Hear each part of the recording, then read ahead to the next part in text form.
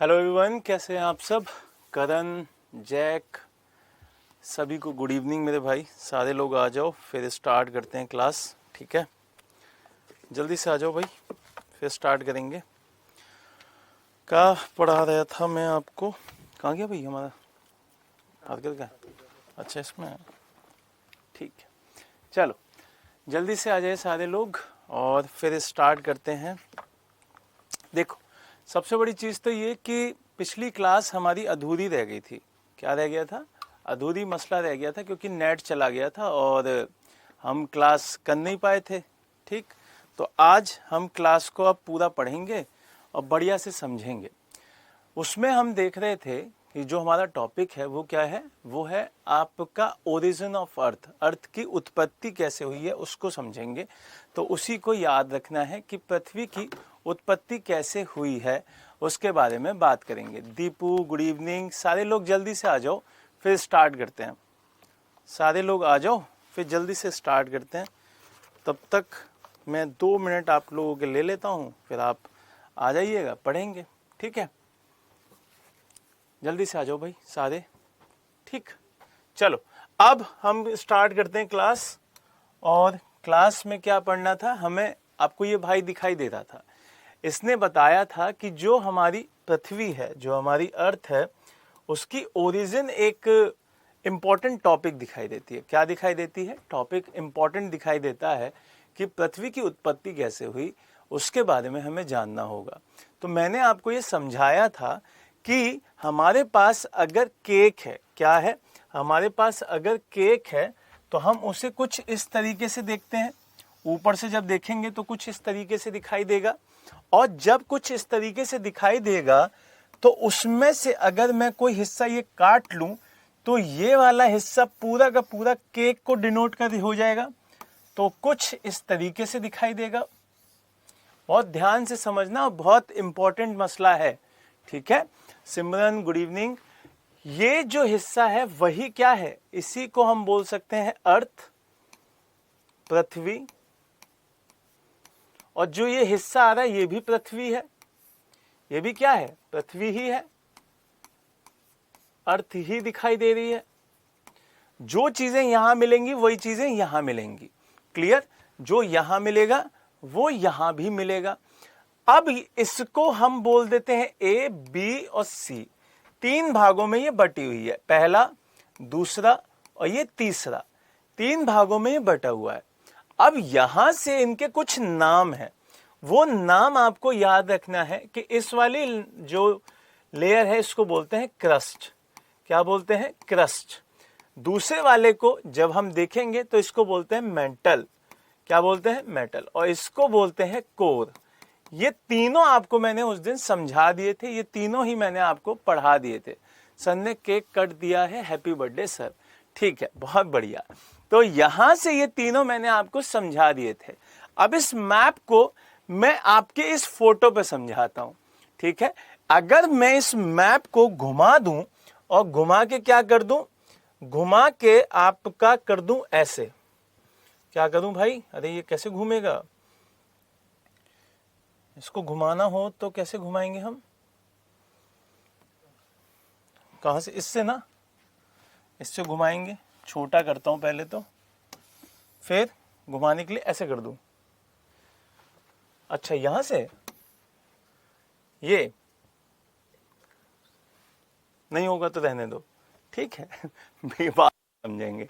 देखो, अगर मैं इसी को, इस वाली बॉडी को आप समझना, ठीक है, इस वाले को और छोटा कर देता हूं जिससे कि आप इसको समझ पाए। बहुत इंपॉर्टेंट है, बहुत पहले ही चीजें समझा देता हूं। ठीक है, देखो, अगर इसी केक को आप ऐसे कर दो, ठीक है, ऐसा मसला हो जाएगा। वो ऐसे घुमा दिया तो यहां से आपको समझना होगा कि इसमें 3 भागों में मैंने बांट दिया। कितने भागों में? 3 में। जो ये बाहर का दिख रहा है इसको मैंने पहला नाम दिया, जो ये अंदर का दिख रहा है इसे दूसरा दिया, और जो सबसे अंदर का दिख रहा है उसे तीसरा दिया। यही तो नाम दिए मैंने इस वाली फोटो में, पहला, दूसरा, तीसरा। और इस वाली फोटो में भी मैंने ये 3 नाम दे दिए हैं। ये वाला नाम मैंने 1, ये 2 और ये 3। Got it? ये बहुत इंपॉर्टेंट है, यहीं से आपकी चीजें बेसिक्स क्लियर होंगे। वर्ल्ड ज्योग्राफी के यहीं से बेसिक्स क्लियर हो जाएंगे। यहां से चीजों को सेट रखना। यहां पर पहले वाले को मैंने कहा क्रस्ट, और क्रस्ट को आप क्रस्ट ही कहेंगे, समझ रहे हैं? ऊपरी तलछटी बोलते हैं वैसे तो, लेकिन इतनी हिंदी जाने की जरूरत है नहीं, आपको क्रस्ट ही बोलना है। दूसरे वाले को मेटल, दूसरे वाले को मेंटल, मेंटल हो गया। तीसरे वाले को कोर कहते हैं। कोर का मतलब समझ लीजिए, कोर का मतलब होता है, जैसे आप बोलते हैं ना कि कोर स्टडी करनी चाहिए, बिल्कुल डेप्थ में पढ़ाई करनी चाहिए, तो वही चीज आपको दिखाई देगी कोर में। तो ये चीजें आपको दिखाई देती हैं बिल्कुल अंदर की। जब बिल्कुल पृथ्वी के अंदर चले जाते हैं तब हमें कोर दिखाई देता है। जब बीच में होते हैं तो हमें क्या दिखेगा? मेटल दिखेगा। और जब सबसे ऊपर देखते हैं तो हम पृथ्वी के ऊपरी हिस्से को क्या कहते हैं? क्रस्ट कहते हैं। जल्दी से इसको बनाओ, फिर आगे से बढ़ाएंगे, ठीक है? सर क्लास बीच बीच में रुक रही है, देखना भाई, चेक करो रुक रही है क्या।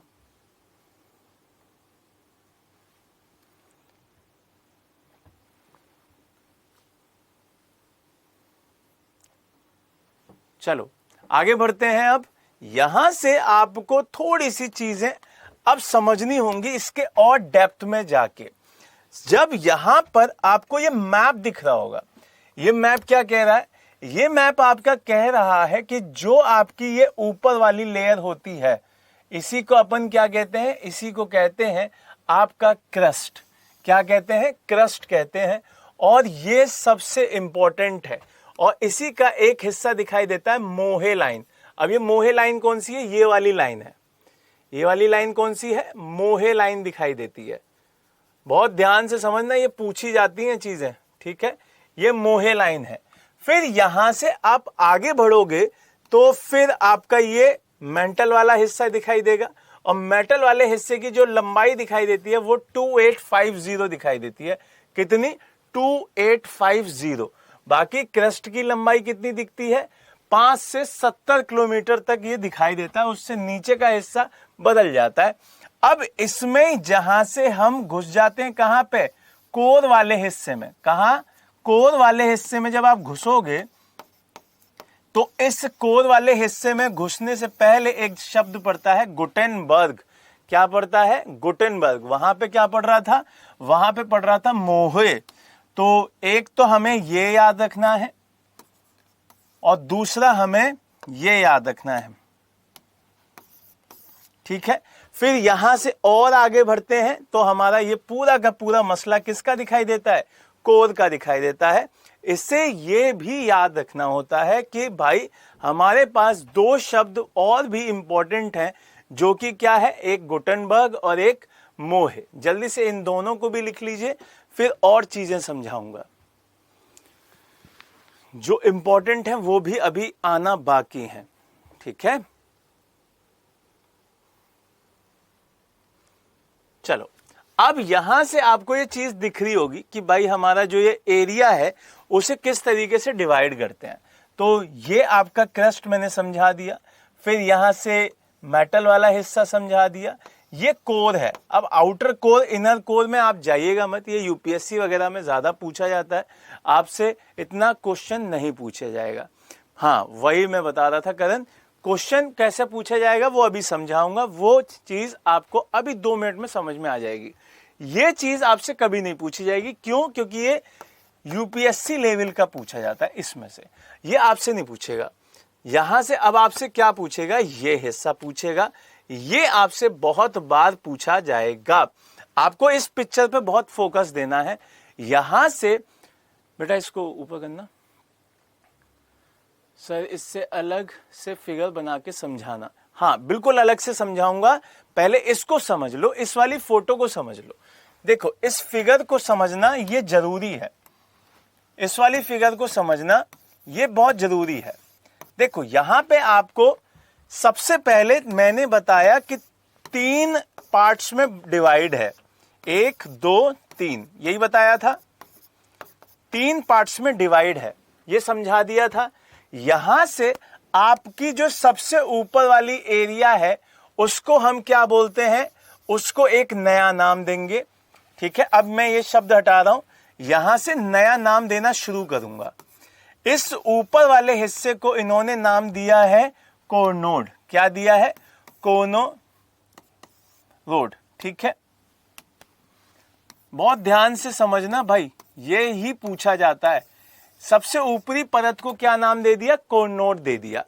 अब इससे आगे बढ़े, अब आगे बढ़ोगे तो यहां पे पहली परत दिखाई दे रही है, और जब पहली परत दिखाई दे रही है तो वो क्या कर रही है? वो मेटल के अंदर घुस रही है।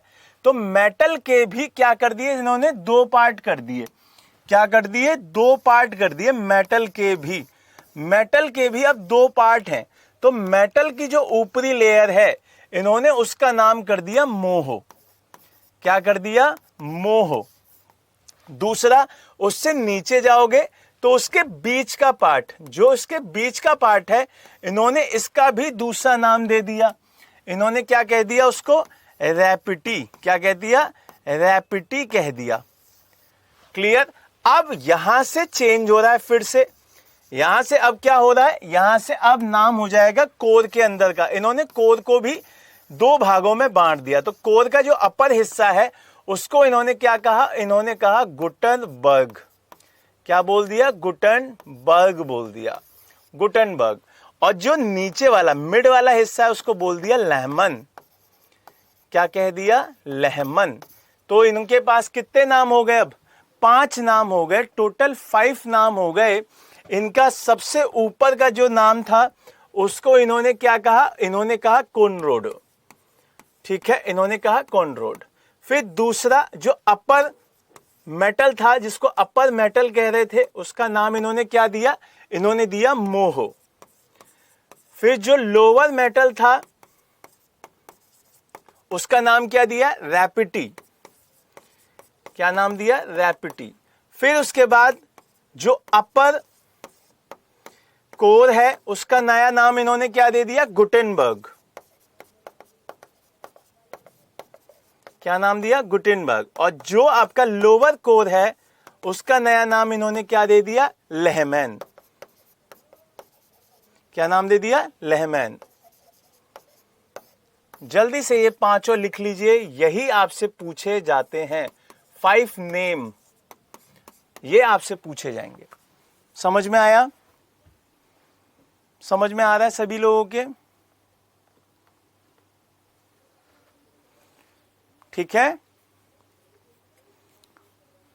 जल्दी से बताओ सारे लोग, समझ में आ गया? इस पिक्चर को जरूर बना लेना भाई। मैं इसी पिक्चर में और डार्क लाइन कर देता हूं, आपको जल्दी समझ में आ जाएगा। एक लाइन ये है,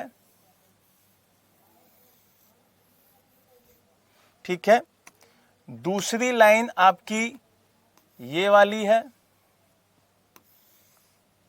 तीसरी लाइन आपकी ये वाली है, चौथी लाइन आपकी ये वाली है, और पांचवी लाइन आपकी ये वाली है। इन पांचों के इन्होंने अलग अलग नाम दे दिए हैं, ये आपको याद रखने हैं।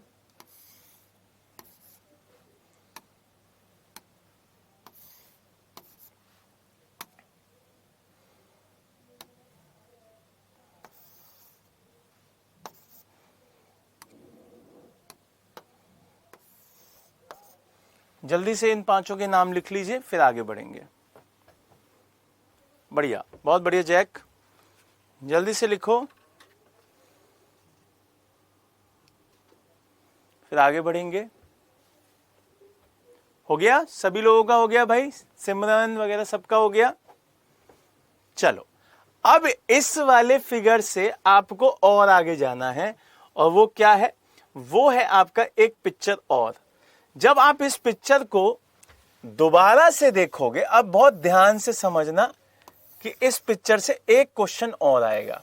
मैंने इसके पांचों पार्ट बता दिए, ये भी बता दिया कि इसी पिक्चर में हमें 5 नाम की बजाय अगर 3 नाम देखे जाए तो क्रस्ट, मेटल एंड कोर,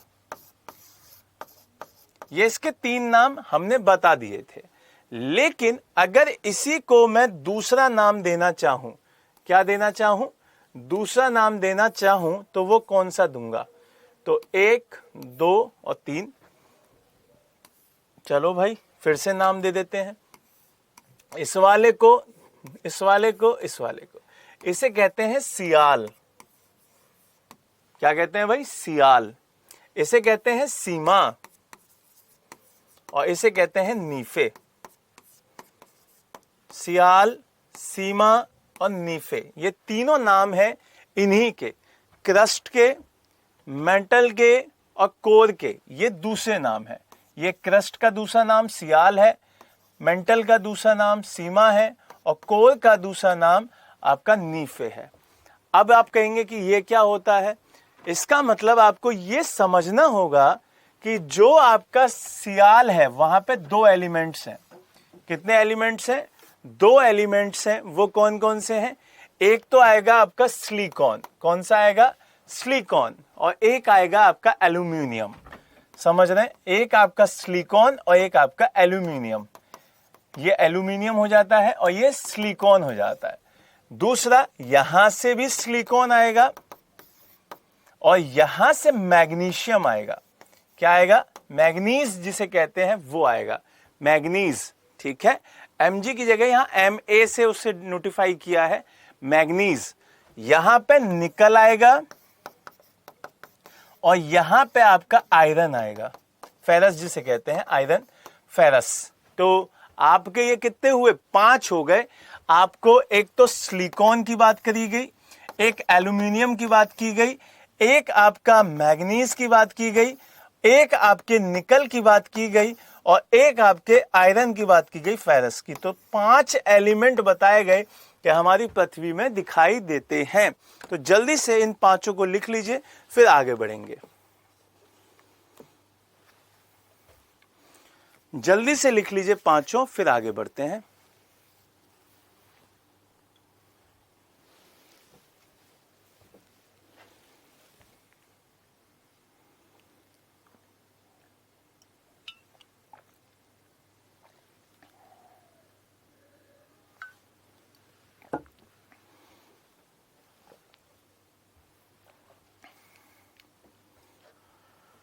हो गया भाई?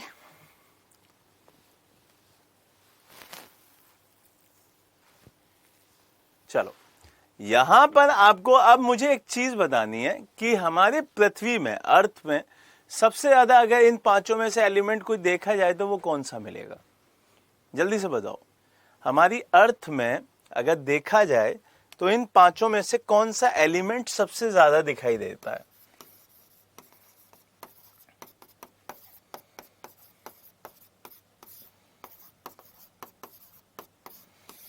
कौन सा मिलेगा? बहुत बढ़िया, बहुत बढ़िया जैक, दीपू, बहुत बढ़िया। सिलिकॉन सबसे ज्यादा दिखाई देगा, है ना। और एसएससी में सबसे ज्यादा क्वेश्चन यही पूछा गया। अगर अर्थ की ओरिजिन से बात की जाए तो अर्थ की ओरिजिन में सबसे ज्यादा यही क्वेश्चन पूछा गया है कि हमारी अर्थ के जो ओरिजिन में सबसे ज्यादा एलिमेंट मिलता है वो कौन सा मिलता है? तो आंसर आपका क्या हो जाएगा? सिलिकॉन हो जाएगा। ये चीज आपको ध्यान रखनी है। क्लियर है ये बात? चलिए अब यहां से चलते हैं थोड़ा सा अगले पॉइंट पर, और उसे क्या कहते हैं? उसे कहते हैं अक्षांश और देशांतर। वैसे तो ये मैं समझा चुका हूं, लेकिन इंपॉर्टेंट है अक्षांश और देशांतर। अब ये इंपॉर्टेंट है क्यों? क्योंकि यहां से समझना जरूरी है आपका कि अक्षांश क्या होते हैं, देशांतर क्या होते हैं। क्लियर? देखो, जब कभी भी आप एक पृथ्वी पर क्या करें, अक्षों पर, समझ रहे हैं क्या करना होगा? अक्षों पर लाइन खींचनी होगी। तो हेडलाइन डाल लो पहले तो, अक्षांश और देशांतर। ठीक है, फिर उसे समझाता हूं। सबसे पहले अक्षांश की बात करते हैं।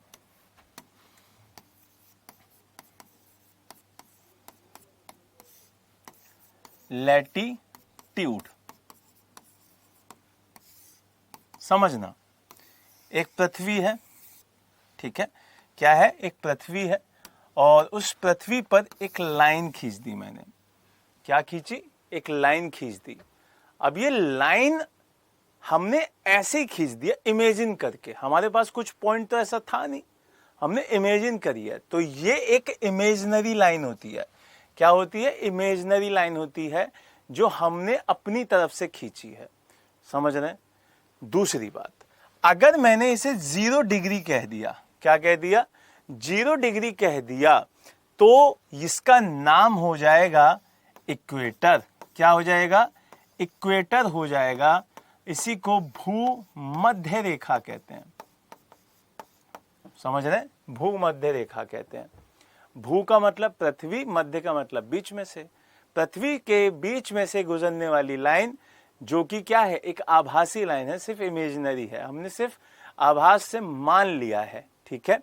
दूसरा, यहां पर और यहां पर इस लाइन के खींचने की वजह से पोल का निर्माण हो जाएगा, जिसको ध्रुव कहते हैं, और इसी वजह से ये वाला हिस्सा और ये वाला हिस्सा नॉर्थ कहलाएगा, ये वाला हिस्सा साउथ कहलाएगा। तो इसे नॉर्थ पोल कहते हैं और उसे साउथ पोल कहते हैं। उत्तरी ध्रुव और दक्षिणी ध्रुव। इतनी बात समझ में आई? जैसे ही आप इतनी बात समझ गए होंगे, तो यहां से अब हमारे पास 2 लाइनें और इंपॉर्टेंट हैं जो कि ये खिंच जाएंगी।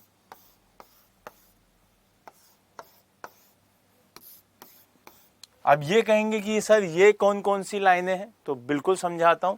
ये लाइन, एक तो वो लाइन है जिसको 23.5 डिग्री कहते हैं, ये नॉर्थ की होगी, ये 23.5 साउथ की होगी।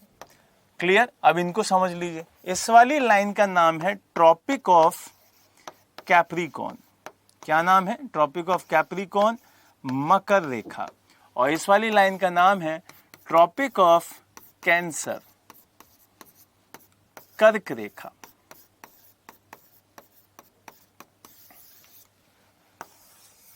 समझ में आ रहा है? अब ये आपको जल्दी से लिखना है और फिर मैं आपको समझाऊंगा कि आगे कैसे पढ़ना है। ठीक है? आगे बताऊंगा कि क्या पढ़ना है। जल्दी से इसको बना लीजिए, फिर आगे समझाता हूं।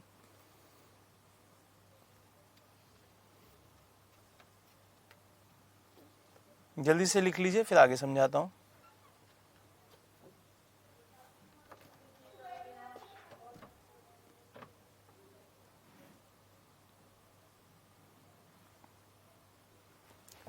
हो गया?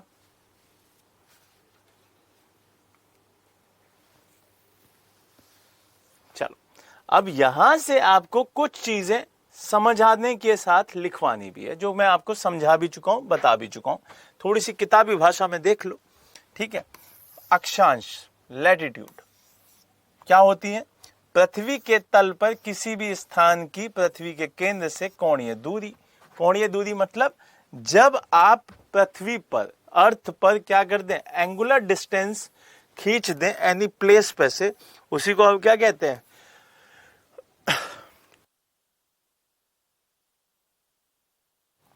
क्या कहते हैं भाई? उसी को हम अक्षांश रेखा कहते हैं। दूसरा, आपको यह भी याद रखना है कि अक्षांश को ही लैटिट्यूड कहा जाता है। तो ये भी कैसे याद करोगे? ये मैंने आपको समझाया हुआ था। आ से आराम होता है। क्या होता है? आराम। और आराम लेटने से मिलता है। क्या मिलता है? लेटने से। तो लेटना आ रहा है उसमें शब्द में दिखाई दे रहा है। और लेटना कैसे होता है? लेट जाते हैं ऐसे। जब मैं आपके सामने ऐसे फ्लैट हो जाऊंगा, वही क्या होगा? लेटना हो जाएगा। क्लियर? तो इसी में आपको याद रखना है कि लेटी हुई लाइनें ही आराम देती हैं, तो इसी वजह से उन्हें अक्षांश कहा जाता है। दूसरी बात कि अगर अक्षांश रेखाओं के बारे में दूसरी बात मिलाई जाए कि दीज आर इमेजिनरी लाइन। क्या होती हैं? इमेजिनरी लाइन होती हैं। पहली बात तो ये समझ में आ गई। फिर दूसरी बात कि यहां पर पृथ्वी के विषुवत रेखा पर दोनों ओर समानांतर रूप से ध्रुवों तक, कहां तक? पोल्स तक दिखाई देती हैं। ये कहां तक दिखाई देती हैं? पोल्स तक। और पोल्स कहां तक है? 90 डिग्री तक पोल दिखाई देते हैं। तो इसका मतलब आपको ये भी याद रखना है कि भाई इस पिक्चर में, कहां? इस वाली फोटो में कहां तक जाना है भाई? हमें 0 डिग्री से 90 तक जाना है, क्योंकि ये 90 डिग्री पे पोल है। तो जब 90 तक जाना है तो इससे ऊपर कितनी लाइनें हो गई? 90 लाइनें हो गई। कितनी? 90। और जब नीचे की बात की जाए तो इससे नीचे भी कितनी लाइनें हो गई, 90 लाइन हो गई। अब टोटल लाइन कितनी हुई, टोटल लैटिट्यूड्स ऑन अर्थ, पृथ्वी पर कुल अक्षांश, जल्दी से बताओ कितने हुए, पृथ्वी पर कुल अक्षांश कितने हुए, टोटल नंबर बताना, जल्दी से बताएं कितने हुए। 179। अच्छा, ये कैसा गणित है दीपू, ये कैसा गणित है? कहां से 90 और 90 तो 180 हो गए, वैसे ही 179 कहां से आ गया?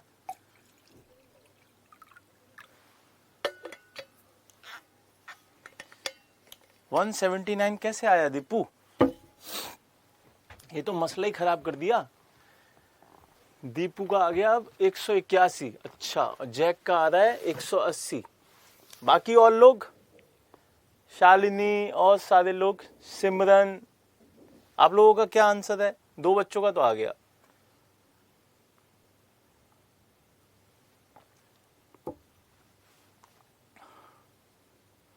देखो एक चीज तो ये जान लो कि 90 और 90 कितने होते हैं, 90 प्लस 90 हो गए 180।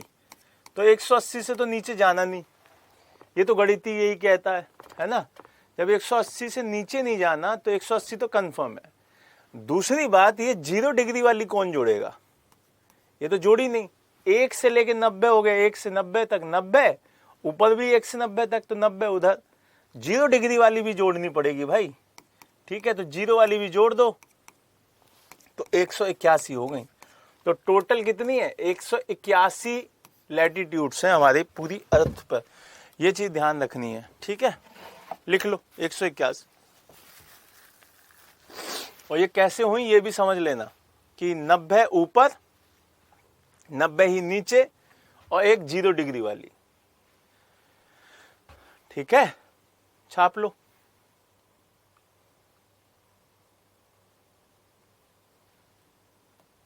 जल्दी से छापो, फिर आगे भी कुछ चीजें बतानी है। चलो, दूसरी बात कि जो पश्चिम से पूरब की ओर खींची जाती है, इनका जो डायरेक्शन है वो कैसे है, आपका वेस्ट टू ईस्ट है, west to east, east to west नहीं है, वेस्ट टू ईस्ट है। क्यों? क्योंकि हमारी पृथ्वी घूमती है ऐसे है, तो इस वजह से इनका वही डायरेक्शन रखा गया है। तो ये भी आपको याद रखना है कि वेस्ट टू ईस्ट है। और ये संख्या अनिश्चित होती है, अनिश्चित मतलब अनसर्टेन है। क्यों? क्योंकि हाँ हो सकता है, वैसे हमने अपनी गणित के हिसाब से 181 मान ली है। अगर हम ये भी मान लें कि यहाँ पे पॉइंट पॉइंट पॉइंट पॉइंट, तो फिर ये अनिश्चित हो जाएगी, क्योंकि इमेजिनरी है। ठीक है, लेकिन अपनी थ्योरी को, अपनी स्टडी को बढ़िया बनाने के लिए हमने कितनी मान ली है, टोटल 181 मान ली है। क्लियर हुई ये बात? यहां से आगे बढ़ते हैं। दूसरी बात कि अक्षांश रेखाएं किसी स्थान के पृथ्वी के केंद्र से झुकाव को प्रदर्शित करती हैं। आपको यह भी समझना होगा कि जो 23.5 डिग्री है वो भी क्या है, झुकाव ही तो है। इसी वजह से जो सूर्य है, क्या है, जो सूर्य है वो इसी पॉइंट पे दिखाई देता है। क्या दिखाई देता है? एक तो सूर्य यहां पे दिखता है और 23.5 झुकी हुई है, इसी वजह से सूर्य यहां भी दिखाई दे रहा होता है। जब आप देखेंगे ना जो गर्मी और सर्दियां आती हैं तो यहीं पे आता है। पहले आपका एक बार कर्क रेखा पर, एक बार मकर रेखा पे और 2 बार आपका यहां पे भूमध्य रेखा पर। समझ में आया ये बात? तो ये चीजें आपको ध्यान रखनी है, ये चीजें जरूरी हैं आपके पढ़ाई के लिए। फिर अगला पॉइंट पढ़ते हैं भाई। अगला पॉइंट क्या कह रहा है उसको समझते हैं। अगला पॉइंट कह रहा है कि जो 1 डिग्री के अंतराल पर विषुवत रेखा का उत्तर में 90 तथा दक्षिण में 90 अक्षांश रेखाएं हैं। तो ये चीज मैं पहले ही बता चुका हूं कि आपकी टोटल 181 है। क्लियर है ये बात? आगे बढ़ते हैं। ये इंपॉर्टेंट है। ये जो अभी मैंने लाइन बोली कि टोटल हमारी कितनी है 181 आपको दिखाई देती हैं। दूसरा, आपको ये भी याद रखना है कि कुल अक्षांशी वृत्तों की संख्या, अगर हम सर्किल्स की संख्या बात करें जो हमारी घूम रहे होते हैं, तब 179 बनते हैं दीपू, ठीक है। वो कितने बनते हैं 179 बनते हैं। और ये चीज हमको याद रखनी, दो तो पोल्स ही हैं उसमें, तो पोल्स की वजह से, जो कि एक बिंदु भी, ये बिंदु भी क्या होता है, लाइन होती है, ये लाइन ही मानी जाती है, पॉइंट को हम लाइन ही मानते हैं। तो ये भी एक यहां और एक यहां पे, साउदर्न पॉइंट और एक नॉर्दर्न पॉइंट, ये दो अगर हम माइनस कर देते 181 में से, तो 179 क्या है, सर्किल्स हैं, ठीक है, वृत्त हैं। ये बात याद रखना, ठीक है। तो ये चीज यहां पे समझा दी गई है कि ये क्यों है। जल्दी से इसको छाप लो, फिर आगे बढ़ेंगे। जल्दी से लिख लो, फिर आगे बढ़ते हैं।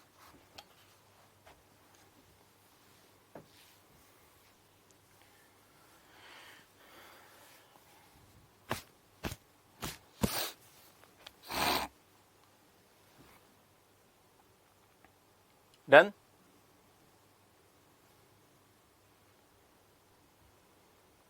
हो जाए तो बताओ भाई जल्दी से। चलो आगे बढ़ते हैं। अब आते हैं विषुवत रेखा के ऊपर। किस पे आते हैं, आपके विषुवत रेखा के ऊपर, इक्वेटर के ऊपर, कि इक्वेटर की क्या खासियत है। बहुत ध्यान से समझना भाई, ठीक है, बहुत इंपॉर्टेंट है, बहुत जरूरी है आपको समझना, क्योंकि यहीं से चीजें बदलती हैं, यहीं से हम लोगों को पढ़ना है। देखो, जब ये हम अर्थ की बात करते हैं तो 0 डिग्री ही क्या कहलाती है, पहली बात तो इक्वेटर 0 डिग्री को ही कहते हैं। यहां से आप जब नॉर्थ में और साउथ में जाते हैं तो यहां से 10 डिग्री, कितना, 10-10 डिग्री दोनों तरफ एक बढ़िया सा टेम्परेचर दिखाई देगा आपको, जो मेनली कम बदलता है। कम बदलता है मतलब यहां सेम टेम्परेचर रहता है हमेशा, मैक्सिमम टाइम यहां सेम टेम्परेचर रहेगा। दूसरा, रेनफॉल दिखाई देगा। तीसरा, यहां फॉरेस्ट एरिया ज्यादा दिखेगा, समझ रहे हैं। यहां पे सूर्य मैक्सिमम टाइम दिखाई देगा, समझ रहे हैं। ये चीजें यहां पे दिखाई देती हैं। ह्यूमिडिटी ज्यादा होगी। अब ह्यूमिडिटी ज्यादा क्यों होगी, आर्द्रता ज्यादा क्यों होगी, क्योंकि सूरज दिख रहा है, सूरज मैक्सिमम टाइम पे दिख रहा है और बारिश भी हो रही है। जब बारिश हो जाए और फिर रुक जाए और सूर्य हो तो ह्यूमिडिटी हो जाती है, आपने देखा ही होगा। इसी वजह से ह्यूमिडिटी यहां पे ज्यादा होती है। तो आप लिख लीजिए इन सारे पॉइंट्स को, सारे पॉइंट्स ये वाले लिख लीजिएगा, ये काम के हैं आपके। सेम टेम्परेचर रहता है मैक्सिमम टाइम। फिर रेनफॉल दूसरा पॉइंट। तीसरा, फॉरेस्ट एरिया ज्यादा है, रेनफॉल ज्यादा है और मैक्सिमम सन टाइम भी ज्यादा है। और दूसरा, ह्यूमिडिटी भी ज्यादा है। यहां डे और नाइट बराबर से ही होते हैं, इक्वल होते हैं, ठीक है।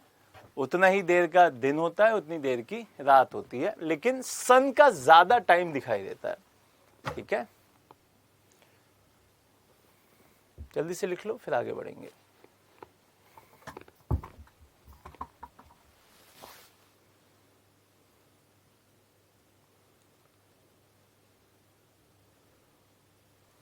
चलो आगे बढ़े।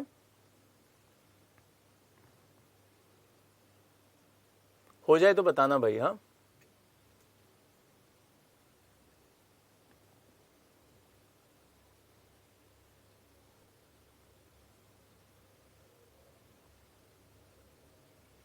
चलो आगे बढ़ते हैं।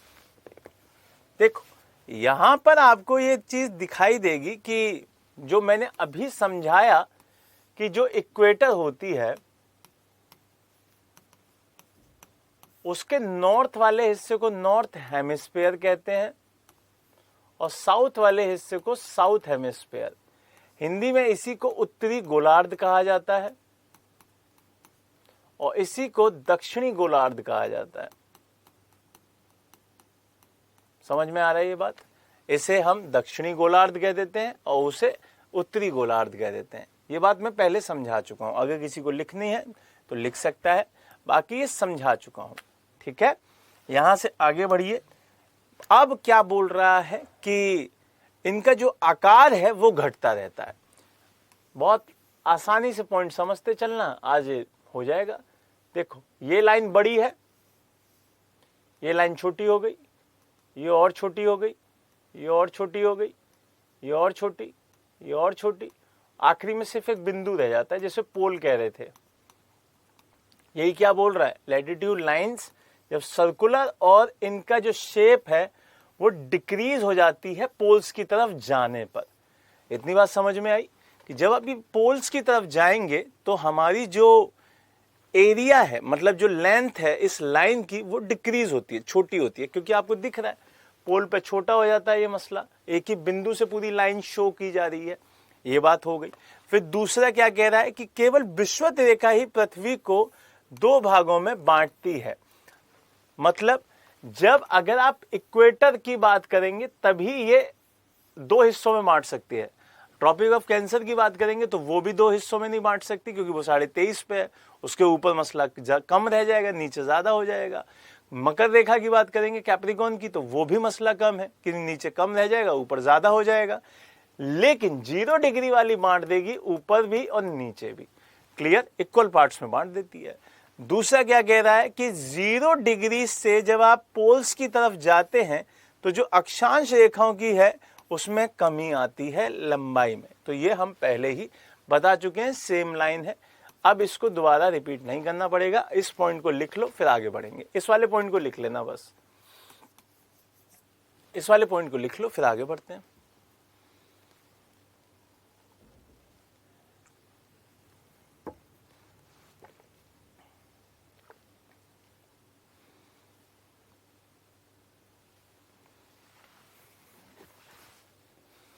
चलिए, अब यहां पे आपको थोड़ा सा ध्यान देना होगा कि इस पॉइंट के ऊपर अगर ऑफिशियली भाषा लिखनी है कि 23.5 डिग्री नॉर्थ वाले को हम क्या कहते हैं, ट्रॉपिक ऑफ कैंसर कहते हैं, और 23.5 डिग्री साउथ वाले को हम कहते हैं क्या, ट्रॉपिक ऑफ कैप्रिकॉर्न। इसको समझा चुका हूं, ये अब लिखने की जरूरत नहीं है। अगर लिखना भी चाहे तो लिख सकते हैं आप इस वाली लाइन को ट्रॉपिक ऑफ कैंसर, कर्क, और इस वाली लाइन को ट्रॉपिक ऑफ कैप्रिकॉर्न, मकर। लिख लीजिए।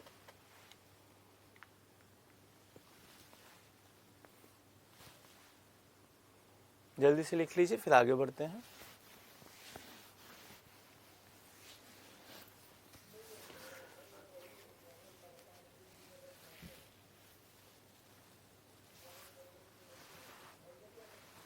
चलिए समझ लीजिए, 23.5 डिग्री अभी समझाया है, नॉर्थ में है ये आपकी 0 डिग्री है, दो भागों में बांट देती है, नॉर्थ हेमिस्फीयर में और साउथ हेमिस्फीयर में। 23.5 डिग्री साउथ में है, इसी को मकर कहते हैं, कैप्रिकॉर्न कहते हैं, कैंसर कहते हैं, इक्वेटर कहते हैं। ठीक है, ये सारी चीजें क्लियर हो चुकी हैं। अब इसको समझने में आपको ज्यादा देर लगेगी नहीं, अब इस पर वक्त भी नहीं दूंगा। ठीक है, यहां से इंपॉर्टेंट हिस्सा आपका दिखाई देगा, ये बहुत जरूरी है। यहां से आपके लिए दो शब्द नए और आ रहे हैं, और वो क्या है, एक आ रहा है आर्कटिक सर्किल। क्या आ रहा है, आर्कटिक वृत्त। दूसरा आ रहा है आपका अंटार्कटिक। ठीक है, अंटार्कटिक। अब ये क्या है इसको समझना, ये 66.5 डिग्री है, कितना, 66.5 साउथ, और ये है 66 नॉर्थ। ये बहुत इंपॉर्टेंट है। क्यों? क्योंकि यहां से आपको कुछ चीजें समझनी होंगी जो आपके लिए नई है। क्या है? नई। ये जो इक्वेटर वाली लाइन दिख रही है आपको,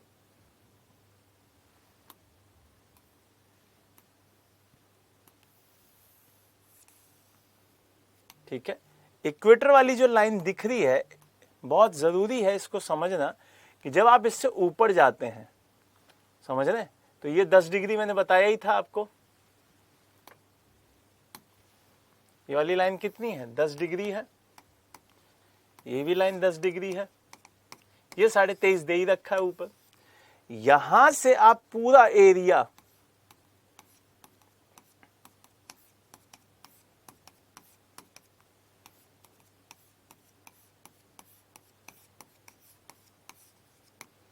ये जब एरिया देखेंगे आप तो आपको समझ में आएगा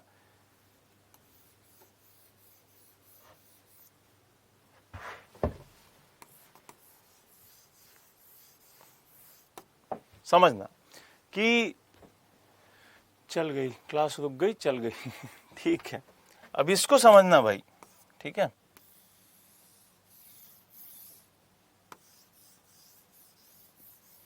देखो 23.5 तक का जो एरिया है आपका, वहां पे आपको एक ट्रॉपिकल जोन दिखाई देगा। कैसा? उष्ण कटिबंधीय। इस वाले जोन में क्या मिलेगा? मसला ट्रॉपिकल।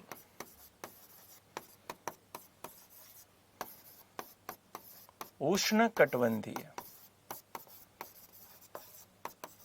और जो इससे ऊपर का मसला है वो मिलेगा टेम्परेट। ठीक है, टेम्परेट, जिसको शीतोष्ण वाला हिस्सा कहते हैं। ठीक, शीत वाला, जब ये ठंडा जोन दिखाई देता है, ये वाला हिस्सा ठंडे वाला है, यहां का क्लाइमेट ठंडा हो जाता है। मोटा मोटा बता रहा हूं अभी, ठीक है। और यहां वाला जो बीच वाला हिस्सा है उसको आप क्या बोलते हैं? पूरा का पूरा ट्रॉपिकल। ठीक, ट्रॉपिकल। जो बीच का हिस्सा है आपका 23.5 तक के बीच का, उसे ट्रॉपिकल कहा जा रहा होता है। और जो ऊपर का हिस्सा है उसे टेम्परेट कहा जा रहा होता है। उसमें भी कुछ डिवीजन है, उसको भी जब पढ़ाऊंगा तो और अच्छे से आपको बता दूंगा। तो ये आपको ध्यान रखना है। अगर किसी को लिखना चाहते हैं तो जल्दी से लिख लें, फिर इसके डेप्थ में भी आपको समझाना है, थोड़ा सा उसको भी बताना है। ठीक है, अब देखो भारत का जो इंडिया है, आप इंडिया को देखोगे तो इंडिया में 23.5 से ऊपर का भी हिस्सा दिखाई देता है।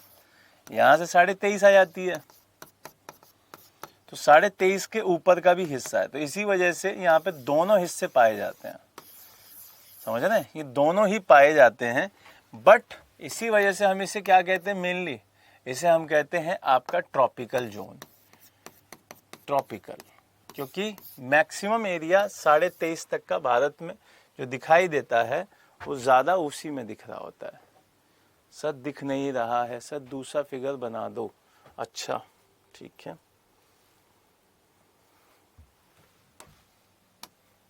लो भाई, 0 डिग्री से लेके 23.5 नॉर्थ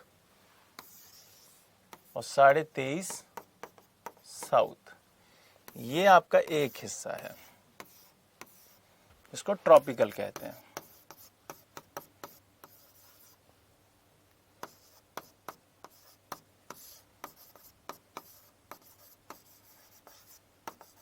ठीक है, उष्ण कटिबंधीय।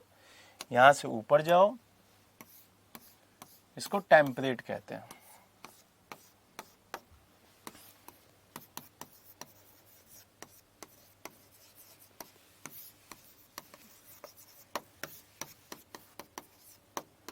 शीतोष्ण, ठीक है, लिख लो। शीतोष्ण तो नहीं कहेंगे, वैसे लिख देते हैं, कोई नहीं, अभी समझाऊंगा। ठीक है, टेम्परेट बोलते हैं वैसे तो उसे, हिंदी वाला टर्म हटा देना, टेम्परेट लिख लेना अभी। ठीक, समझाता हूं। देखो यहां से समझोगे तो चीजें आपको समझ में आ जाएंगी। ये दिखाई दे रहा होगा, यहाँ पे बिल्कुल हिंदी में साफ साफ लिखा हुआ है, इंग्लिश में भी साफ लिखा हुआ है कि कर्क रेखा और मकर रेखा के जो मध्य में स्थित एरिया है उसे उष्ण कटिबंधीय मतलब ट्रॉपिकल बोलते हैं।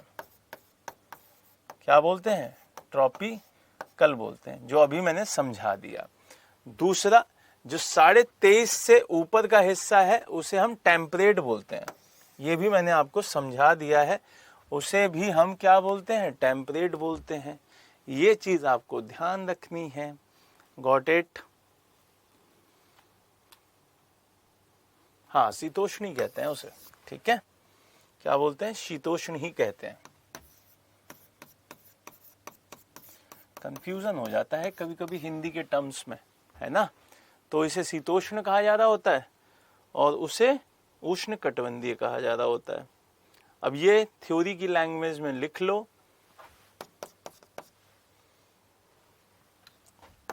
जल्दी से लिख लो।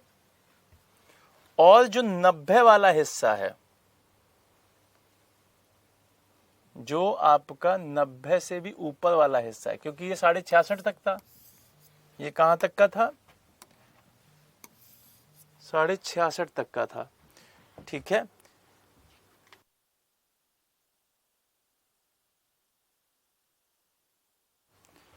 ये 66.5 तक है,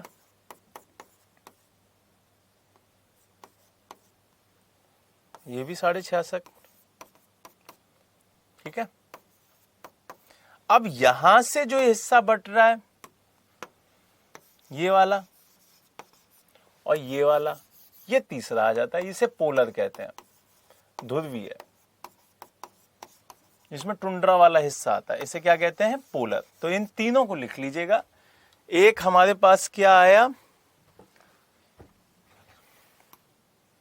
एक आया हमारे पास पोलर, ध्रुवीय।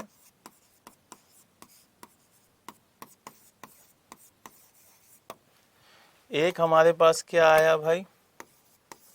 टेम्परेट, शीतोष्ण।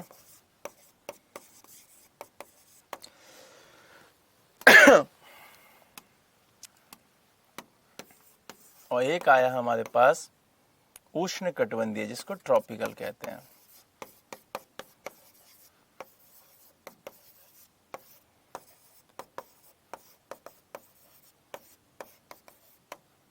जल्दी से लिख लीजिए, फिर आगे बढ़ेंगे।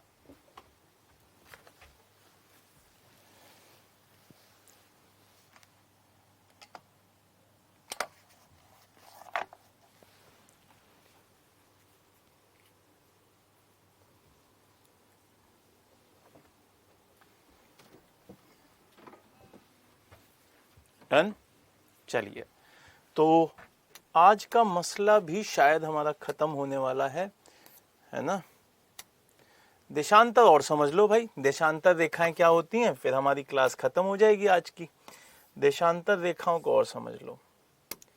देखो, देशांतर रेखाएं वो रेखाएं होती हैं, जब आप स्टार्टिंग में समझाया होगा मैंने, इस पिक्चर के थ्रू समझो, आगे समझ आता हूं। इस पिक्चर के थ्रू समझ लो। जब आपकी लाइन इस तरीके से खींची जाए, क्या करे? इस तरीके से खींची जाए, और ये जो लाइन है वही हमारा टाइम बताने में मदद करती है। क्या बताने में? टाइम बताने में हेल्प होती है इसी से। इसी को अपन क्या बोलते हैं? जीएमटी लाइन बोल देते हैं।